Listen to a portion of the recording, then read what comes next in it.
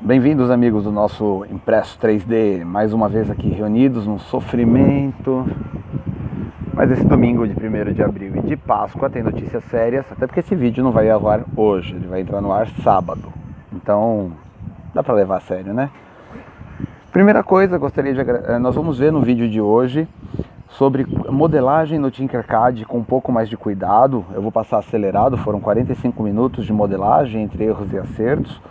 Então eu vou fazer um voice over aqui conversando sobre como eu fiz o chassi de um carrinho para brinquedo para o meu filho e estudando as funções que foram utilizadas. Então vamos lá. Antes da gente ir para o vídeo, eu gostaria de agradecer a todos que estão acompanhando, comentando. Obrigado muito para o Haroldo. O Haroldo que tem feito, o Bob, tem feito um trabalho legal de compartilhar, de divulgar, levando para o grupo de projetistas do Vale do Paraíba. Queria agradecer ao João Alexandre Macluff da Delta Informática, que foi meu primeiro apoiador do Padrim. Muito obrigado. Você não sabe como foi importante esse teu gesto. Brigadão. Quero agradecer a todos vocês que têm divulgado, que têm avisado dos erros e acertos. Sem vocês, é para vocês que eu faço isso, tá? Eu faço para compartilhar, para manter esse vínculo de amizade, de bate-papo, de compartilhamento. E é por vocês que eu quero continuar fazendo. Cada gesto que vocês fazem de um like, um joinha, um comentário, ajuda muito. Então, se inscreve no nosso canal. Se você gostar do nosso vídeo, deixa o like. Se você não gostar, pode dar o dislike, mas explica por quê, o que faltou. A gente está sempre querendo fazer novos vídeos que atendam aquilo que vocês estão buscando. Então, vamos pro vídeo? Roda a vinheta.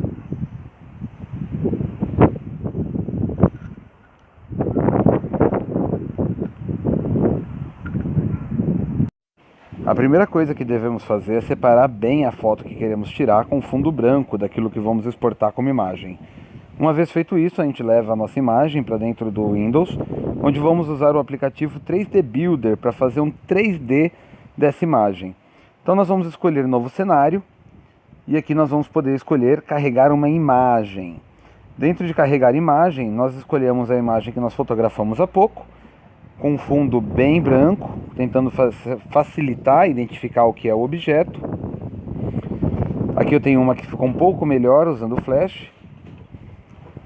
E vai carregar menos sujeira. Então vamos pegar essa primeira aqui, abrimos ela no 3D Builder e agora ele vai fazer aqui o carregamento prévio. Logo de cara ele trouxe invertido, isso eu resolvo com um clique de um botão. E agora eu vou tentar refinar a imagem usando tanto o seletor de níveis, no geral estraga, ele já vem na melhor opção.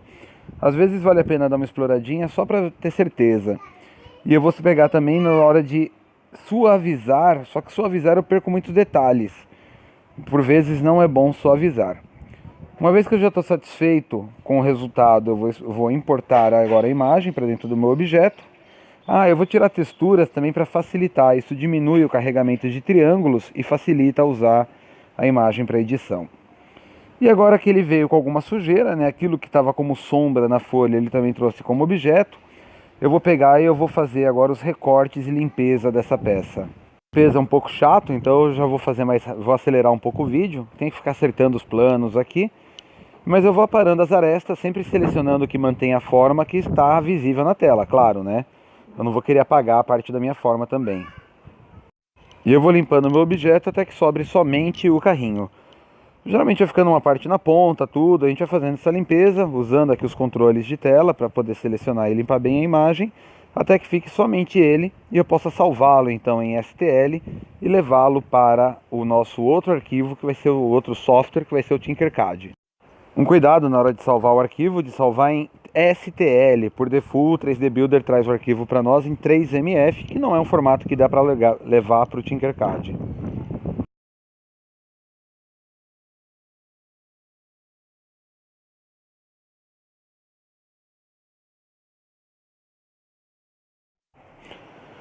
Muito bem, agora no Tinkercad eu vou importar o STL. Ele virá com aquela forma bruta que nós trouxemos. Vocês vão ver que ainda ficou alguns triângulos, mesmo eliminando a textura. A gente cuida disso lá na frente. Agora o que eu vou querer fazer é trazer a imagem para cá e trabalhar também a questão dos tamanhos.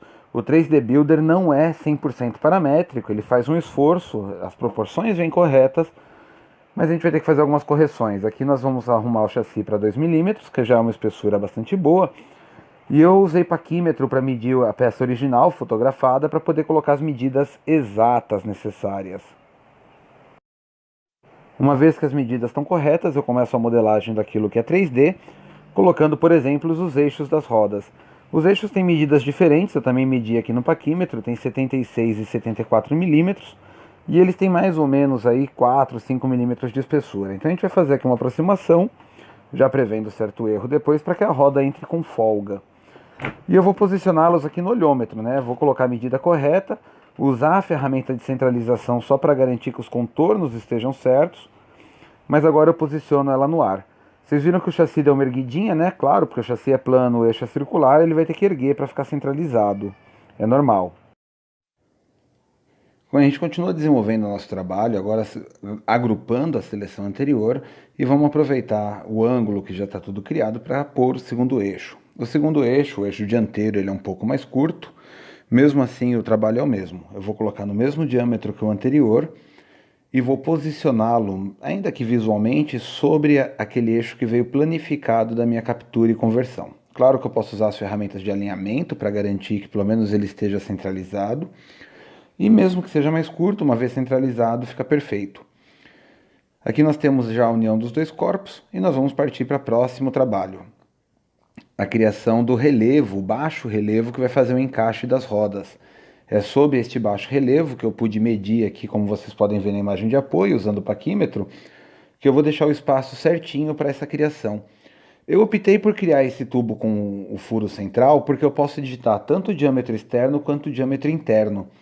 Então, uma vez que eu centralizo aqui ele sobre o corpo anterior, eu vou deixar ele 2 centímetros mais largo que o eixo e o interior afundando 2 milímetros mais largo que o eixo, e o interior também vou deixar ele 2 milímetros sobre o eixo, afundando sobre o eixo. Assim, na hora que eu extrair o material, que eu fizer a escavação, já fica perfeito. Aqui me ocorreu um problema. Como é que eu poderia alinhar esses 4 espaços com as poucas ferramentas que o Tinkercad oferece, né, os 2 eixos dianteiros, os 2 traseiros, de uma forma fácil? Então eu optei por fazer o eixo dianteiro e o traseiro primeiro, e depois, como o carrinho é simétrico, eu optei por excluir metade do carrinho e garantir que a hora que eu espelhar já fica perfeito. Para garantir que eu vou fazer o corte corretamente, eu vou fazer um cilindro central. Vou usar a ferramenta de alinhamento para garantir que eu saiba visualmente qual é o centro. E a hora que eu fizer um volume de subtração, usar esse bloco que ele é vazado, ele é feito para extrair material na operação booleana, eu já sei que eu vou cortar bem ao meio do cilindro e visualmente eu consigo perceber o que aconteceu. Eu já fiz aqui um teste prévio do espelhamento, funcionou bem. Só que eu lembrei que eu não tinha feito os cortes que vão dar o espaço para que a clipagem ocorra. Então eu vou colocar aqui um retângulozinho vazado de 1 milímetro de espessura para deixar essa folga para que o eixo se acomode, se deforme e a rodinha entre, encaixe com precisão. E depois eu apago a parte traseira e refaço o espelhamento. Então aqui nós já estamos vendo como ficou. E agora sim a gente vai começar a fazer o que o pessoal do inglês chama de loose slaying, catar piolhos, né?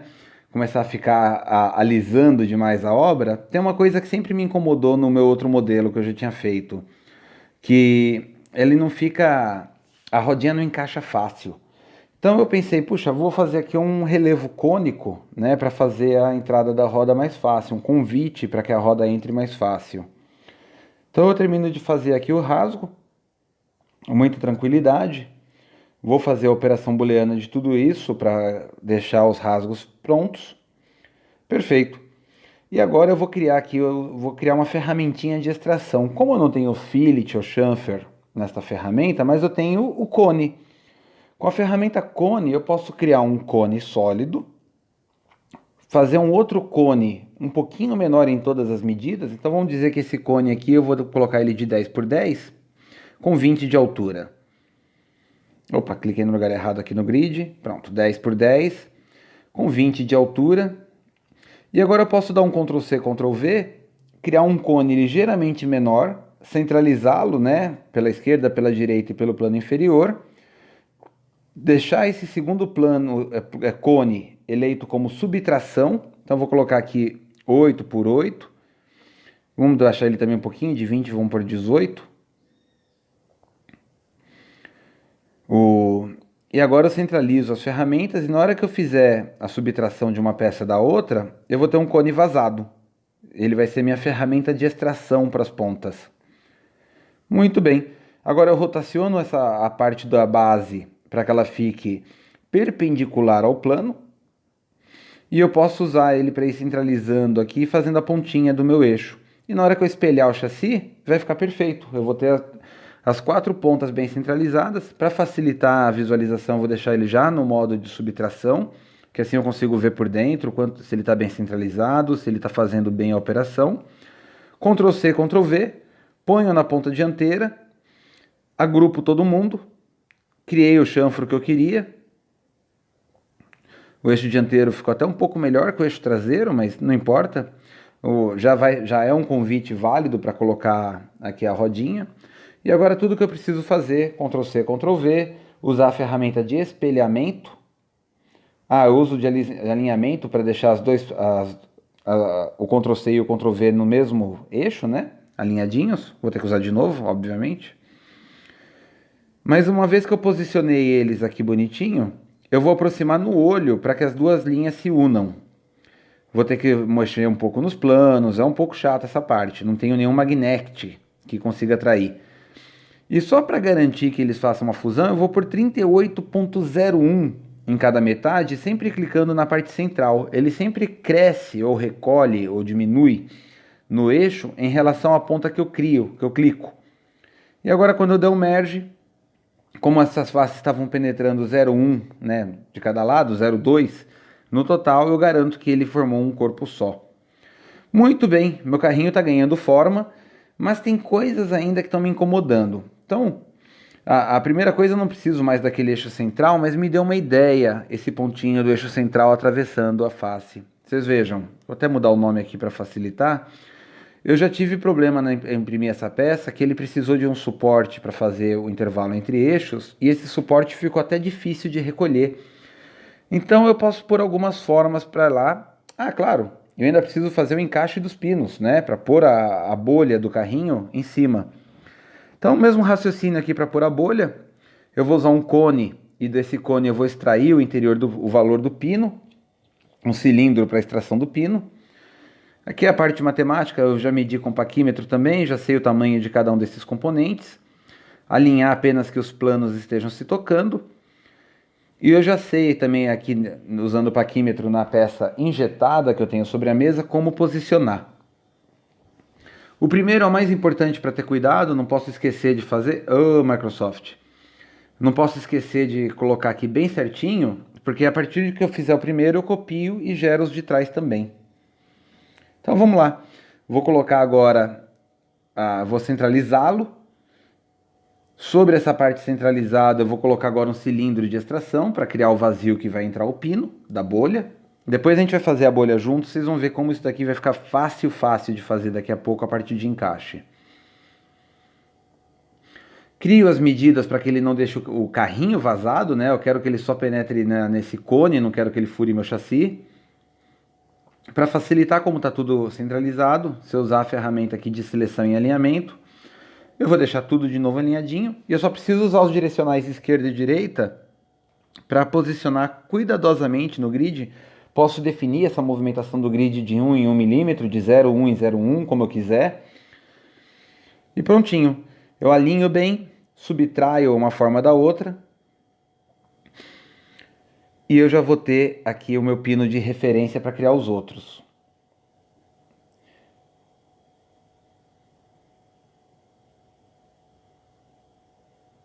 Prontinho. Agora eu já consegui fazer aqui a subtração. O que eu preciso fazer? Eu vou desagrupar essa peça agora para poder fazer dela um Ctrl C, Ctrl V. E agora eu posso arrastar, e quando eu faço uma movimentação, logo depois de um Ctrl C, Ctrl V, ele me deixa por coordenadas, tanto no eixo X quanto no Y. E aí eu posso repetir as coordenadas, garantindo o paralelismo e garantindo a posição que eles têm quando eu medir aqui com o paquímetro. Pronto! Simples, fácil e rápido, qualquer criança faz, todo adulto se diverte. Já temos o chassi, temos os componentes de encaixe para a bolha que vai sobre esse chassi. Me resta agora só tomar alguns cuidados no chamado Design for 3D Printing. Eu vou querer pôr aqui agora os detalhes de produção. Então eu vou pôr aqui meu próprio logo em 3D, do impresso 3D, o texto que define o meu blog, né, minha página. Eu adicionei aqui um bonequinho Lego para já imprimir junto depois. E como a parte da frente do chassi dá problemas na impressão por causa do suporte, eu vou criar uma marcação parecida com a peça injetada, que são as partes de pinos extratores. Você sabe que quando uma peça é injetada no molde de alumínio, alguns pinos extratores, parecidos com pregos, né? Depois que a peça foi injetada, eles passam pelo molde para tirar a peça, desgrudar a peça. Então, usando essa inspiração, eu vou criar aqui 6 cilindrinhos que vão servir de suporte, vão diminuir a necessidade de suporte da minha peça e vão facilitar a limpeza na pós-impressão. Essa é a minha peça criada, ela já tem uma base muito mais estruturada para criar agora, não vai requerer tanto suporte. E eu baixei do Thingiverse esse minifigure Lego aqui para pôr como piloto. E aí, gostaram do que nós fizemos? Obrigado! Sempre lembrando a vocês que o nosso blog ele tem um Apoia-se, ele está no padrim.com.br, você pode ser um apoiador e garantir que conteúdos e tutoriais como esses continuem sendo produzidos. Se você gostou do nosso vídeo, dá um joinha, se inscreve no nosso canal, ativa o sininho, deixa um comentário dizendo o que você gostaria de ver com mais detalhes ou que outro software você gostaria de ver aqui detalhado. Nós estamos preparando um tutorial mais básico em Tinkercad, que me ocorreu depois que eu fiz esse, que estava indo meio rápido, né, para quem nunca mexeu. Então nós temos algumas novidades vindo para o nosso blog. Eu espero contar com o apoio de vocês e agradecer imensamente a cada um de vocês que tem já apoiado, que tem garantido a continuidade desse trabalho. Tá bom? Obrigado até aqui.